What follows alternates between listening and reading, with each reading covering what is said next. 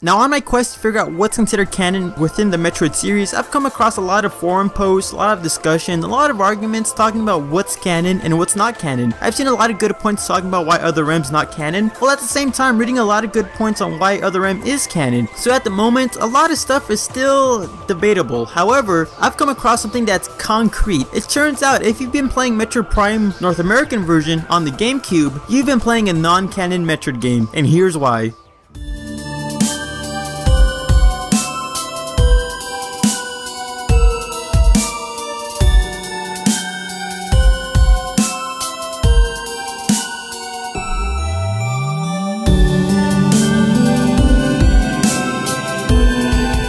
Now I know what a lot of you are going to be saying. Why are you spreading these lies? The Metroid Prime game is pretty great. Why do you hate Metroid Prime? You're ruining my life. Other M should be non-canon. You're not my real dad. You gotta hear me out on this though. It turns out Metroid Prime on the GameCube North American version is non-canon because the Metroid Prime trilogy actually updates a lot of the stuff that Metroid Prime GameCube did by changing a couple different data log entries that do make a huge difference throughout the Metroid series. Now there is a ton of differences between the GameCube version and the Wii version of the Metroid Prime game. One of the most notable examples is how they explain the Chozo ghosts. In the original North American version, the Chozo ghosts are described as just Chozos who are able to transcend their body and become enlightened ghosts, basically able to leave their body and thus they haunt around, being aggressive and all that, which is actually kind of coolish. But the Prime Trilogy version describes it a lot more better and in context with the other Metroid games. In the Trilogy version, it turns out that the Chozos who stayed behind trying to contain the Phazon got exposed to some Phazon and thus were put into dimensional flux. And if that sounds familiar to you, guess what happened to Aether during Metroid 2? Once it was exposed to Phazon, it was sent in dimensional flux, making Aether and Dark Aether. And that's a pretty cool detail that was changed to make it more aligned with the Metroid series. Having beings in dimensional flux becoming ghosts, similar to how Aether was, it's a pretty good detail. And another notable difference would be how Metroid Prime was even a thing. In the GameCube version, it was described that it turns out that the Metroid was already on Leviathan Seed, and it was already Metroid Prime when it landed. It was able to get some space pirate technology and get that armor around itself, and yeah, it's kind of cool sounding, but at the same time, I thought Metroids were only in SR388. Why on earth was there a Metroid on Phase, and why on earth was it on the Leviathan Seed? I mean, there's some continuity errors there. However, on the Trilogy version, it was described a lot more better. It turns out the Leviathan Seed crashed onto Talon 4 with no real creature on it. However, once the Space Pirates discovered there was Phazon on Talon 4 and brought Metroids in for experiments, one of the Metroids that escaped its captivity was able to expose itself to some Phazon that leaked out of the containments that the Chozos made, was able to become a Phazon Metroid. And we see that the Phazon Metroids can go into dimensional flux and phase through reality like in Metroid Prime 3, so it's safe to say that the Metroid was able to flux itself through the containment barrier that the Chozos made and get itself inside the Leviathan Seed, eating up all that Phazon and becoming Metroid Prime. That is a lot more accurate explanation. It helps relieve the continuity of whether Metroids are on other planets or not. Due to this, now we know they're only in SR38. It just turns out that the Space Pirates were able to get some Metroids from the Zeb space before it blew up and use them on Talon 4, and thus one escaped and became Metroid Prime. Also, if you're playing the PAL version of Metroid Prime on the GameCube, that's also considered canon because it turns out that the Trilogy version of Metroid Prime uses the PAL version for the data log entries and all that, so both of those games are considered canon, but the North American one isn't because, you know, the story's no longer relevant. It's been overwritten or retconned by the Prime Trilogy. But what do you guys think? Did you actually know about the retconning of the Metroid Prime game for the GameCube version of the North American version? Or maybe you're aware of this the whole time and, you know, this is just old news to you. I'd like to hear your guys' opinions, and heck, does this change anything for you? Does this make you want to replay the Prime Trilogy to actually get the full canon story? Or maybe you don't really care that much because overall, the story still is the same. Samus is sent on Talon 4 to stop Space Pirates and has to stop Metroid Prime at the end of it. I'd like to hear your guys' opinions, and if you like Metroid inconsistencies, I've actually made a video talking about that specifically in the top right corner right there, or it's going to be in the middle of the screen somewhere. Basically 5 inconsistencies within the Metroid games. It's a pretty interesting topic, so I suggest you guys watch it if you like it yourself. And if you like Metroid stuff, feel free to subscribe to my channel and check out the Metroid Amino community because that's where I like to hang out for Metroid stuff, so it's a cool place to hang out if you like Metroid. That being said, I'm the Metroid Trainer. I hope you enjoyed this video because I'll be seeing you next time.